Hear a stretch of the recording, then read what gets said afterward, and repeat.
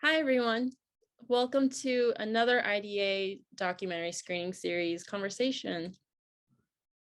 My name is Rizal Castillo. I am the Public Programs and Events Manager here at the IDA.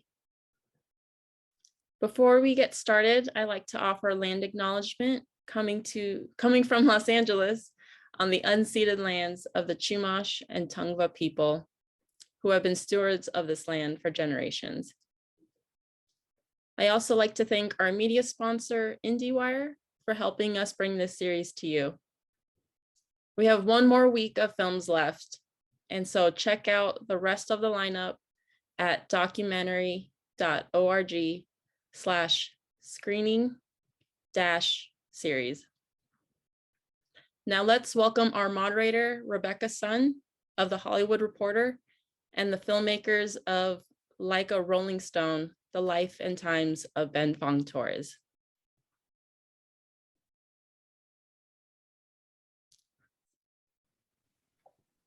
Thank you so much, Rizal. I'm delighted to be sitting here today to speak with two incredible journalists. First, I'll introduce the director and producer of the documentary, Suzanne Joe Kai. Hi. And of course, the subject of our story today, Mr. Ben Fong-Torres. It's really amazing even to say your name, because I think that's something that people have always really relished in. So here we are, three Asian American journalists from the Bay Area having a chat. Let's start by talking about how this documentary originally came about. Now, Suzanne, I think that I've read that you and Ben have actually known each other for years, right? Yes. So tell me about how this idea came about and how you brought it to Ben. So it was really pretty simple. I think probably because we've known each other for so many years and we were professional colleagues. I was at the NBC station San Francisco as a broadcast news reporter. And Ben was this magical person at Rolling Stone that we weren't sure exactly what he did exactly, but he was really cool. And also a broadcaster in television and in radio. And we always knew that, wow, he came before all of us, at least most of us. And so a couple of decades later, he would say, and by then I had moved from my native San Francisco Bay Area to Southern California. And he said, hey, I'm going to meet with Q, and do you have a chance to meet afterwards? And I said, of course, love to. And so we're meeting afterwards, and I think I had just finished a fun film, just for fun, basically. And it actually went to film festivals, and, it was great. And so I just asked Ben, I said, you're in everybody else's rock and roll documentary, but why isn't there one about you? And I wasn't even pitching him, it was just conversational. And then Ben said, so why didn't you just do one? that was as simple as that.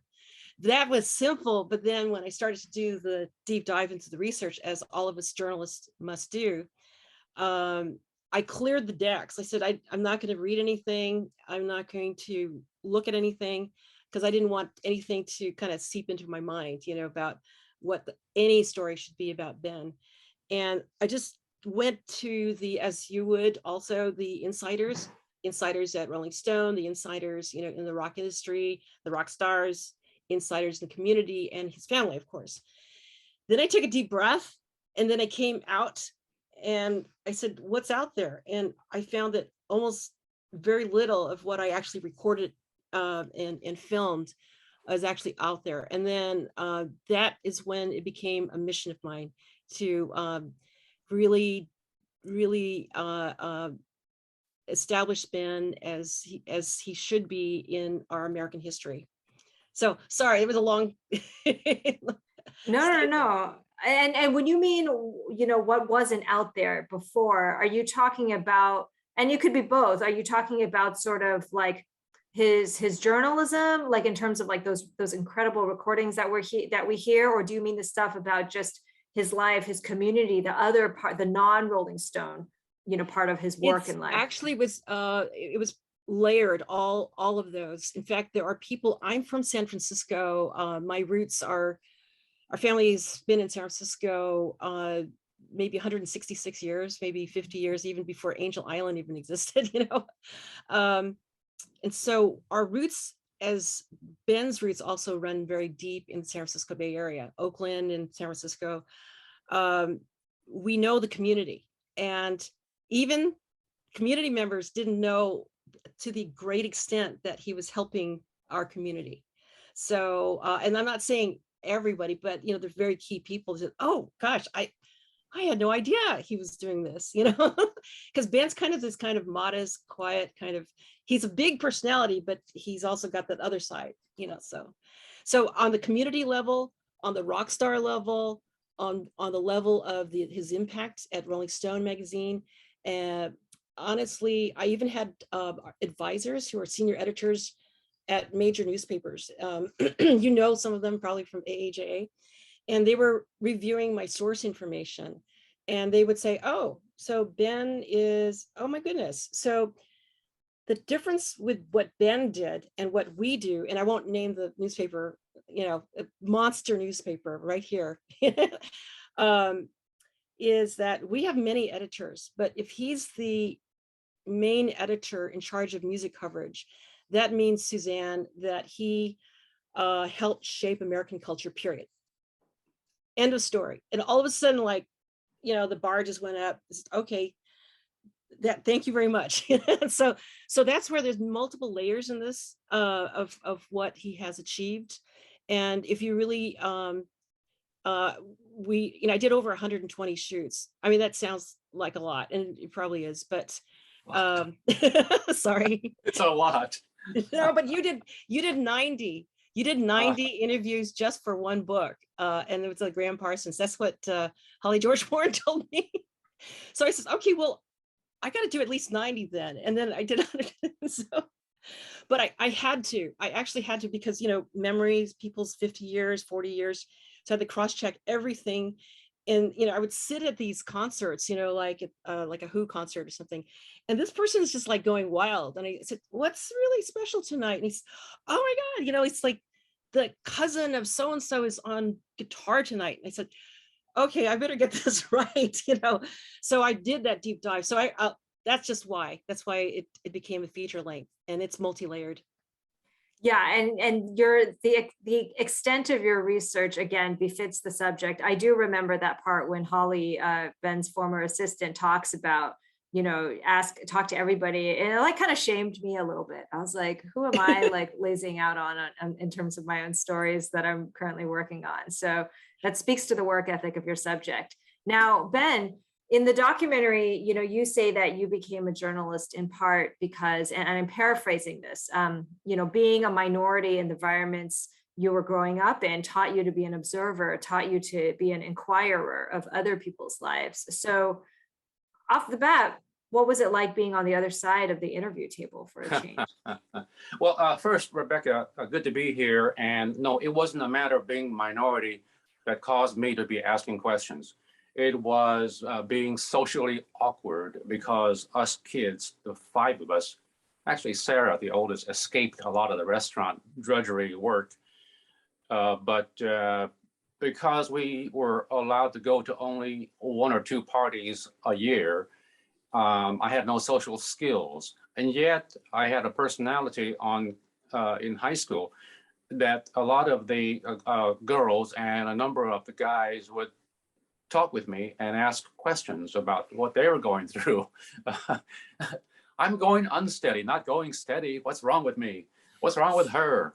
And so at parties, that would be the same situation. I would listen and offer consolation and perhaps a bit of advice from no particular place of expertise. You know, I'd never dated in my life. And here I am telling him, oh, just give her more time. It'll be okay.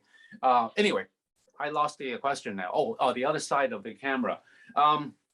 It was fine, you know. As Suzanne said, that evening after after I had had my time with who she calls Q. Suzanne no longer drops names; she drops initials, and expects you to know who Q is. And it's not Q Sakamoto.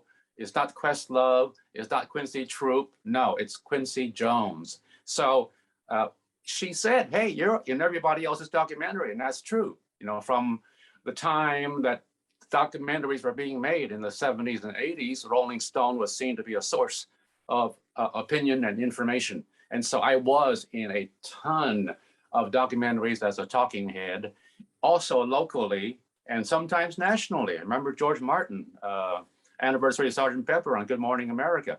But locally, when a celebrity died, my phone rang automatically and I'd be facing a camera crew. Also, Rolling Stone in the early 70s became a celebrity on its own. And so a lot of media types came around to check out this phenomenon called Rolling Stone. And so us editors and staffers had begun to talk to cameras and reporters a long time ago. So for Suzanne to come in and do a documentary, it was nothing that was in any way out of the norm for me. It was just a matter of giving her as much access as I could without disturbing my family and friends and events and all the other stuff that she wanted and usually got access to. I knew what it took to make a complete, thorough, and true documentary. That's what she was seeking. And so we cooperated as much as possible. It's definitely, and you can see that this is a collaborative effort, you know, in the final product. And I believe, and Suzanne, tell me if this is correct, that you actually began gathering footage, you know, like, you know, footage for the documentary back around 2010. Is that right? Something like that. I've lost track of years at this point. I think it's like 10 or 12 years I've worked on this. So what made it, like, you know, now when you started, did you have a sense of when you would want, you know, when would it enough, you know, do you feel like you would have had enough to put it out? Why did it end up coming up now, not later, not sooner? Exactly. Good question. I originally imagined this would be a 1 to 2 year project tops. And then the new layers would come up, and even these are the managing editors of these newspapers, and they would be reviewing some of my source information. And every time I would do a new interview, I would just reveal more and more and more, and it would just get deeper. It's just incredibly profound, this Ben's story. So then it had to be, I was like this crossroads. Do I, you know, have a fixed time to just say, that's it, we have to, you know, this is it, to finish the film? And then how do you actually do a film with, if Ben has young 20-year-old Annie Leibovitz worked and photographed most of his cover stories over the 10 years that she was there. She needs to be in the film. How do you do a film without Cameron Crowe? In fact, Cameron Crowe is actually presenting our film in person this Sunday. So I know, it's amazing. So I guess that probably, anyway, we're so excited. So those are the things that we wanted to, and then there were members in the community that I wanted to feature in the film. And there's a lot of reasons why. And there was one person who actually was in a hospital in Hong Kong, so I would wait for that. So everything took some time, and I guess I must have had the patience, because when I was doing documentaries for, at that time, KRON TV San Francisco, the NBC station, they would give us 6 weeks to pull off a whole documentary. And we thought, oh my gosh, that's a lot of time. We're so excited to have 6 weeks to do the documentary. And then we realized that there were just too many layers, too much information that was new, you know, that we wanted to figure out on the storyline. And then I have these fantastic advisors, you know, Frida Lee Mock, Oscar winner, member of the Academy, Doug Blush. We have incredible advisors. So they've been alongside me for many years, actually, and they're still with me today. So I'm very excited. That's awesome. And I think it gives a lot of hope to, you know, hopefully the documentary filmmakers who are listening, that, you know, like you might be years long, you know, years deep, you know, much longer than you thought that your project would take, but that, you know, that finished product is worth it. You know, Suzanne, speaking of all the layers you said that, you know, you kept uncovering in Ben's life, I'm curious about how you decided to structure this film, right? Because from the very beginning, you're weaving these incredible interviews from Ben with all these legendary artists throughout, rather than sort of presenting his life as a straightforward chronological narrative. So, you know, what were your decisions in doing that? That's a really good question. Ultimately, I stuck to, I had a story structure, and surprisingly, the film is very similar to the one that I set forth. And it kind of shockingly so, because you would think that, you know, after all the research, how would it all, you know, fit into like a 5-act or whatever, you know, you would call it.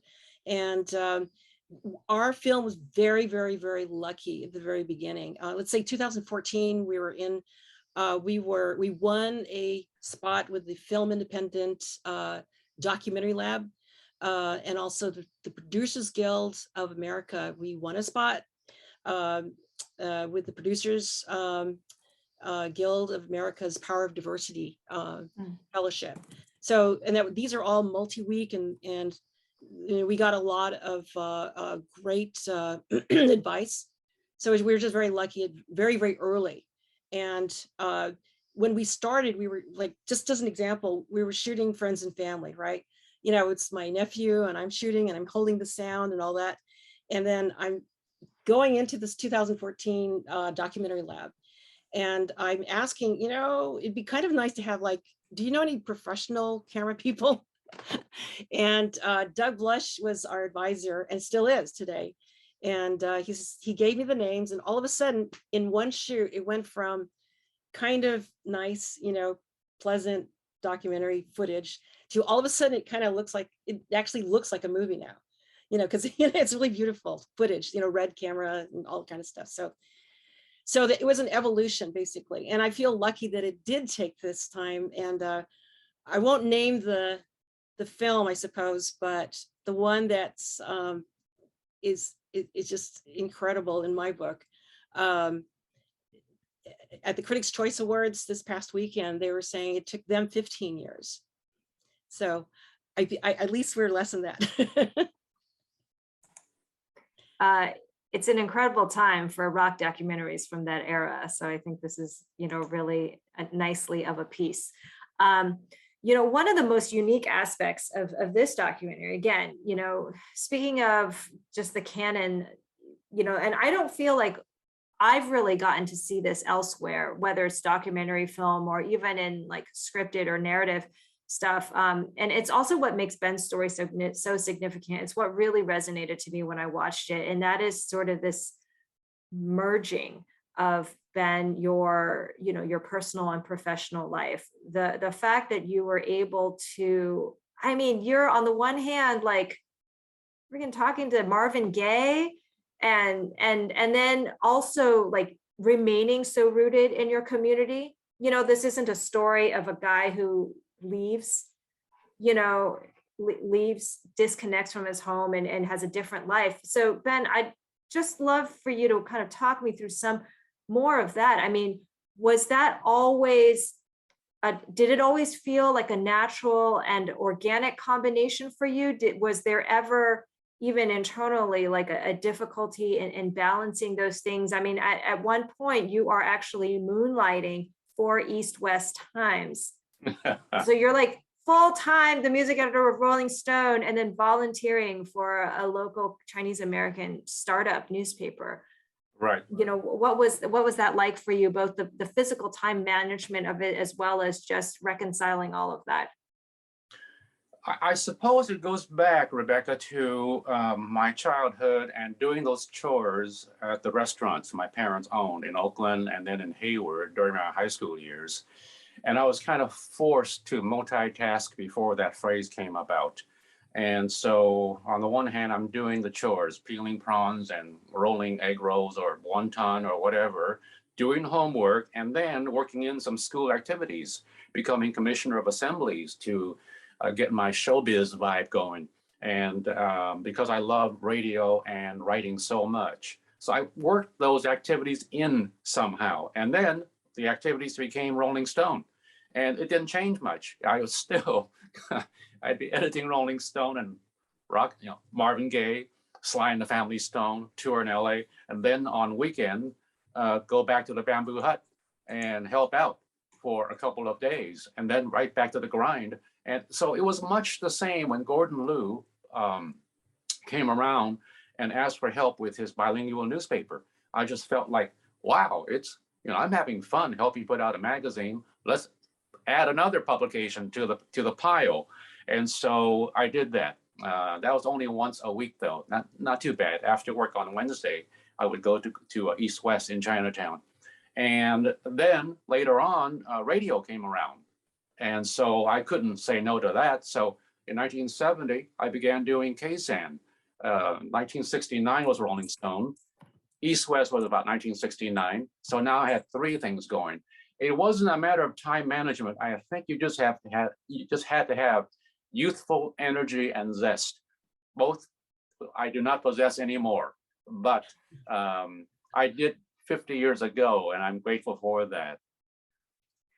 Did anyone ever ask you to choose, or did you ever feel like you couldn't coexist in all of these worlds? No, that never happened as long as I did my job at Rolling Stone, and I only devoted 24/7 to that. Then you wedge in additional time for Gordon and for KSAN and other things. So like family, so friends. Oh yeah, who are they? And so no, it wasn't really difficult. It really does go back to the work ethic, the sense of responsibility. I haven't told Suzanne this yet, but I don't know if I ever spoke to her about this in our 1,000 interviews, but I now can think back to those days of peeling pea pods, sugar peas, and then you would put them or throw them into a paper sack nearby. And I would then do fantasy play-by-play announcing while I was doing that. And so I made some kind of fun out of it. So, and Fong-Torres is 3 for 4 now in the bag, and here comes another one flying through the air. Oh, it's a miss off the rim of the bag, So in my head, of course, I'm not doing it out loud at the Bamboo Hut, but so I was able to turn chores into something more than a chore. And I think throughout my life, I've done the same thing of writing random notes, for example, after coming back off the road from a Bob Dylan tour. And you would think I would have time to finish that article and rest for a little while. No, you just went right back to the typewriter and started writing out random notes. And you would just do it. And again, I would be right back to the shelling of pea pods. All right, I have 3 items down. I think I need 4 more, and then I'll grab the London stuff. And you just kind of doing a play-by-play of your goals at that moment. And you meet them, and then you're satisfied, and then you can go off to East West to work. Well, look, that's incredible. I will say that one part I could not relate to was the part when people were saying like Ben was the fastest writer. I was like, I cannot relate to that. I don't know how to write fast. I envy and admire that ability greatly. Another aspect that I thought was very crucial and really resonant in this doc is that, and I don't know if, again, Suzanne, when you began this journey and you thought maybe the film would come out in, 2013, 2014 or something like that, it's coming out now at a time in which we've had an unprecedented amount of representation, Asian American representation. However, I find that it's still somewhat limited. And Ben's life, and actually yours too, I think, Suzanne, is of a type of Chinese American experience that we haven't yet really fully seen. A lot of what we've seen is the kind that I think is a little bit more similar to what one half of my family is, which is immigrants that have come after the Hart-Celler Act, meaning, skilled laborers, people who are coming for school, educated, and, and sort of that whole, what the whole model minority thing was branded. Mm-hmm. The other half of my family has very old San Francisco roots, old Bay, like I have aunts and uncles who've just been around forever, in the Bay Area. And I feel like we don't really see that. And I feel like their experiences are somewhat different from those that you have, you know, sort of young Asian Americans talking about today.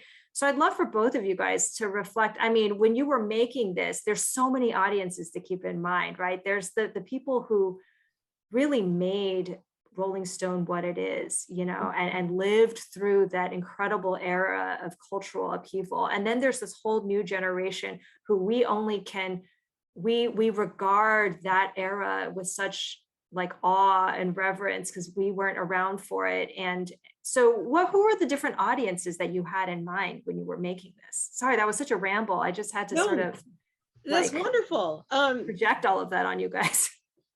You know, I think that I was very myopic in a way, because I only wanted to make sure I had Ben's story as accurate as I could get it, as pitch perfect accurate. And just as like a sidebar note is at Tribeca world premiere. This is like multi-story screen and everything. There's only two things I cared about. Is like, make sure it doesn't actually rain, and then there's no more technical difficulties, and then I got to make sure the story is pitch perfect accurate, you know, because that's what we do as a journalist. And so Ben invites like, I don't know, 40 people of his peers, right, who work alongside. So those are the sources. And I said, okay, great, that's wonderful. But I hope that they, you know, and fortunately 100% came back that I got it right.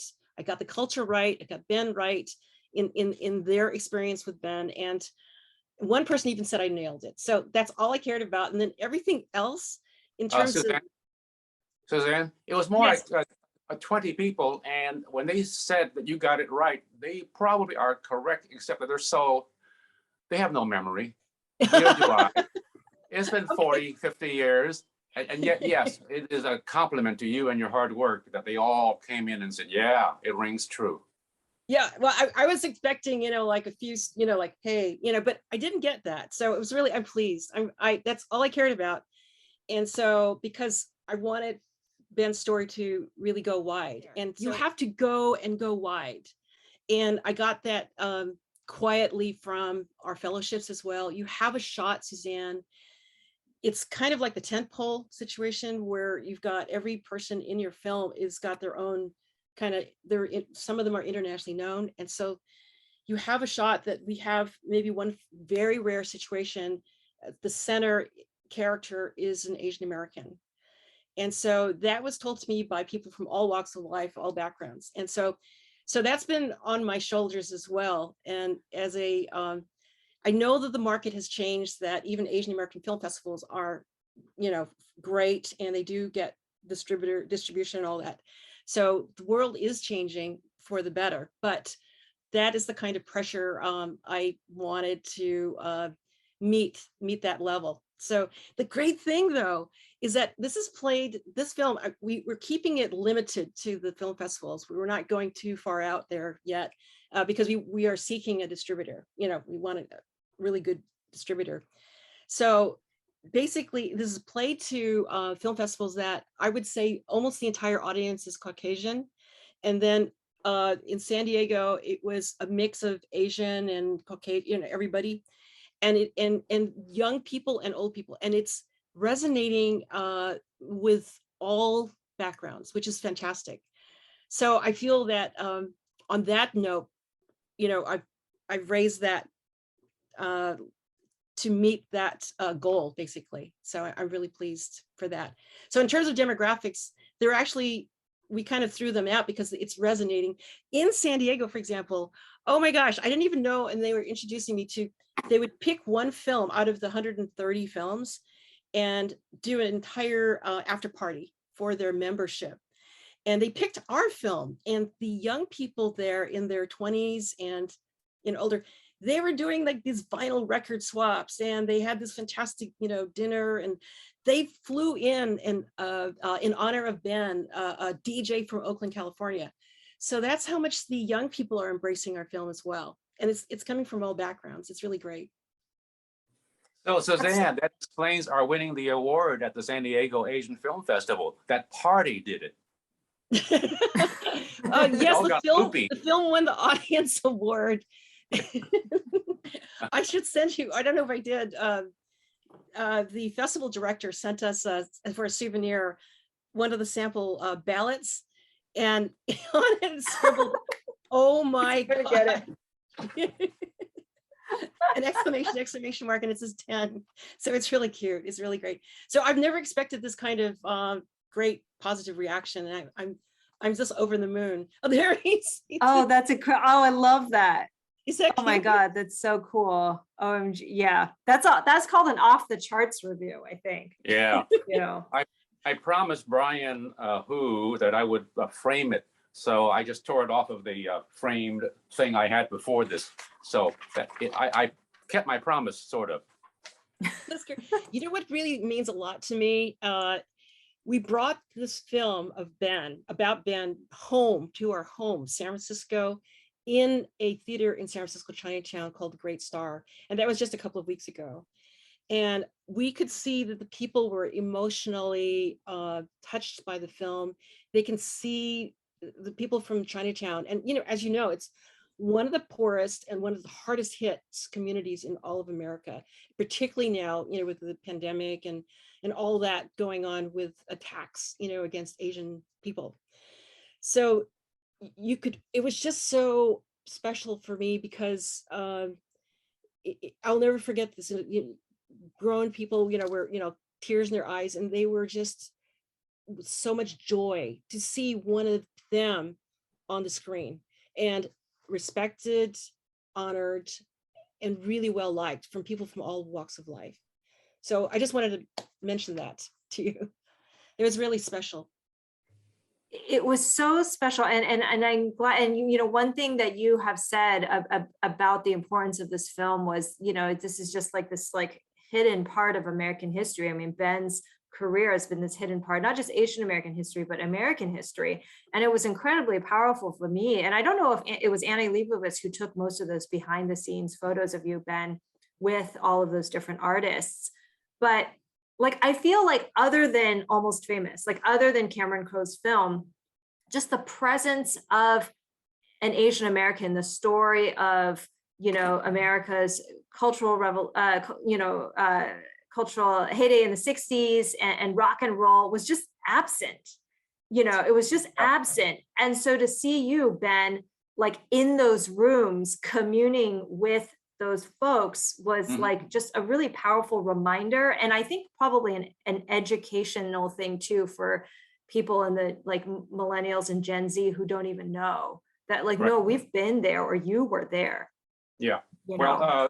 Suzanne and her team have taken this a long way from Almost Famous. Bless Cameron Crowe for making sure that I was represented in that film, because that was clearly a pivotal moment in his life back then. And then by making the movie in 2000, created a pivotal moment for my life, in that a new generation got my name, because he, for whatever reason, chose to recite the full name about 5 times in that movie.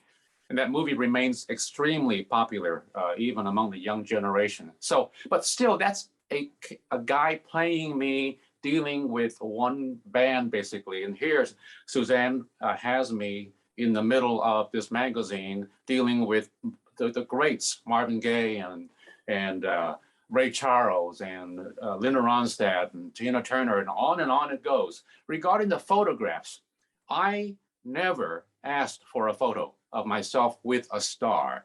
And so the ones that we see in this documentary are candids, or Annie, in her own wily way, would shoot a couple while we weren't posing. So that's Marvin Gaye and me, and Ray Charles and me in a, I think, a television studio. I'm not sure what the situation was, but I didn't even notice. And I never knew that Annie had shot me with Ray Charles until, when was that exhibit in Los Angeles? About 4 years ago, 3 years ago? Just a couple of years ago. Yeah. Yeah. And so Suzanne, I think someone spotted it, and Suzanne got a hold of it. And that's the first time I ever knew that I had a photo with one of the greatest of all time. Up until that moment, the one photo that was used in Rolling Stone on page 1 of Ray Charles on a sofa in his hotel room has this little Sony microphone, the tip of it, in the picture. That was as close as I got to a photo with Ray Charles for 40 years. And so, you know, what wonderful things have happened since exploring this deep dive of Suzanne Joe Kai's. Oh my God, exactly. And also like, just, I mean, Ben, I don't know, like, you're just like I mean, like the documentary says, like, you're always has been just the coolest guy in the room. And so that was also incredible because I've always felt so self-conscious in my interviews. And I'm not like a young reporter, like I've been doing this for a very long time. But just being able to hear your interviewing style was very instructive as a journalist, right? To hear the conversational way in which you spoke with your subjects, the way in which you weren't afraid just to like ask them, you know, that you just did it in a really naturalistic way. How did you develop your interviewing style? Do you find, I mean, perhaps it really does just come naturally, or was there a process of trial and error and finding out what elicits the best response from people? I think, to be honest, it came naturally. It came from some combination of my personality, humor, and penchant for a work ethic, which meant in this situation, research.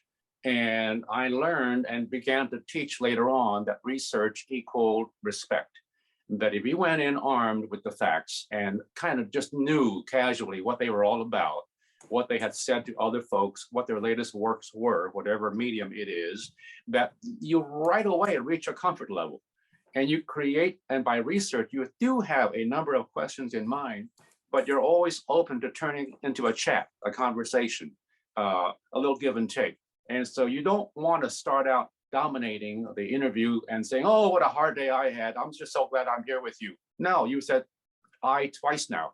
So it's got to be you, the person in the spotlight.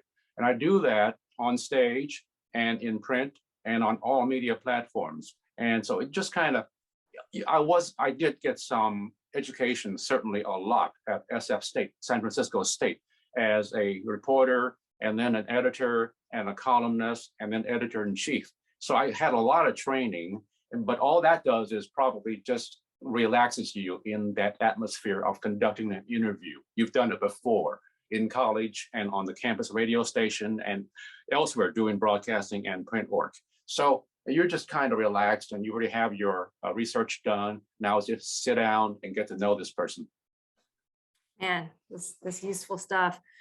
So that question was useful for the journalists who are listening. For the documentary filmmakers, you know, Suzanne, I wanted to ask you kind of a process logistics question is, you know, by nature, you know, a documentary about Ben's life is going to involve like big name recording artists, music clearances, you know, like featuring, you know, people from the Grateful Dead and Jefferson Starship in your film. How did you go about, I mean, I imagine Ben is a man of great access.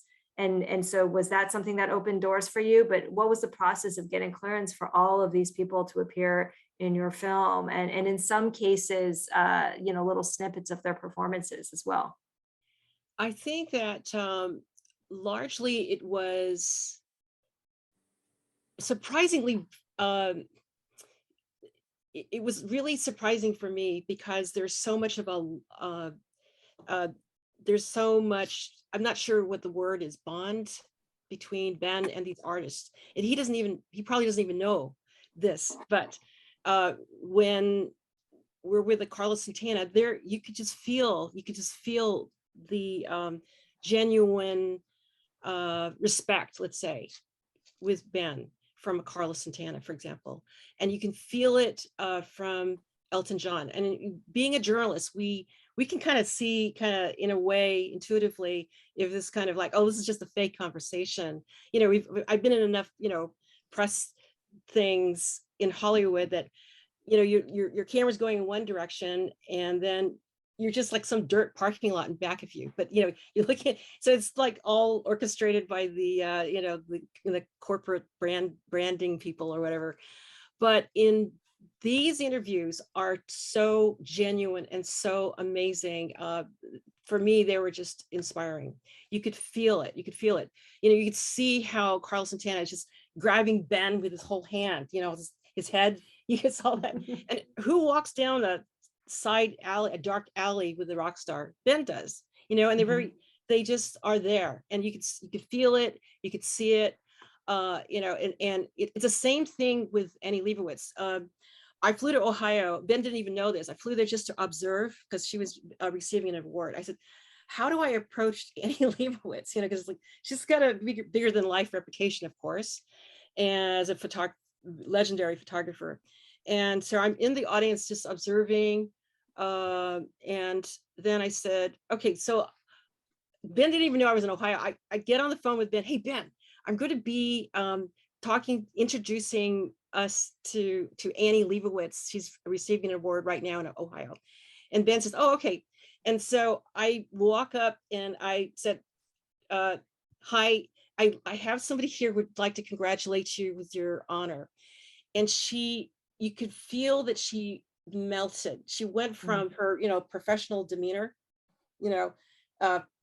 and then all of a sudden it's almost like she became like, it's like two very dear old friends. And I said, okay, I know I have something here. We're going to try to interview her. And we did, which is really great.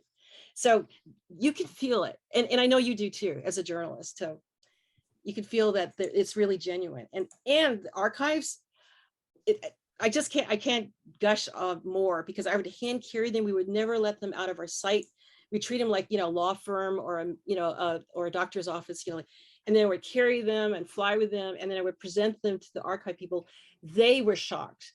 They were like, oh my gosh, these people, they are really genuine. The conversations are really beautiful, so they took really good care to restore those tapes. And we have more to do. So. Lest we believe now that I was really cozy and palsy-walsy and lovey-dovey with many of my subjects, which is true. But Suzanne did also show me confronting George Harrison about the criticism of his tour and all the problems he and his band were having, but mostly him. I'm not sure she showed this, but when Jim Morrison Jim of the Doors was ordering liquor and potato chips on the phone behind us, he came back and I asked him, why have you gotten so fat? And Starship, David Freiberg, said that thing that's in the documentary about how I was the publicist's worst nightmare. So it wasn't all friendly. So I want to balance it off, what you've just said, with the reality of reporting a story. No matter how conversational and kind of friendly and cooperative they may be, you still have points you need to report and get their quotes on, or get their confirmations or denials. So that was part of the process too. Absolutely. And I agree with you that's, and leave it to Ben, the consummate journalist, to really be sure to emphasize that, because it's, again, and I wanted to, close by asking both of you to reflect on, the current state of things, because I do think that as, the sort of, entertainment journalism complex, has exploded and become more and more of an industry, there is a blurring of that ethical line.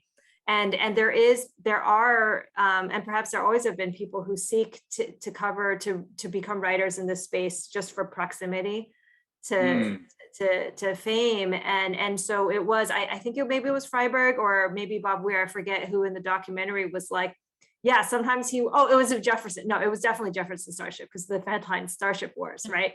Like, it was like, yeah, he was, he was right, like, and I think that's something, is when you tell the truth, the real artist will respect that for it all the more. Okay, so let me ask you guys, while I have you, just indulge my burning curiosity. I would love both of you, because you have existed in this space, not just as journalists, but as Asian American journalists. What do you make of, the community now, the current generation? Is this something you would have expected? AAJ's membership roll, Asian American Journalists Association, that membership roll has exploded. I've spoken to, members who are, kind of between us in age, who remember when it was in the, maybe the double digits or so.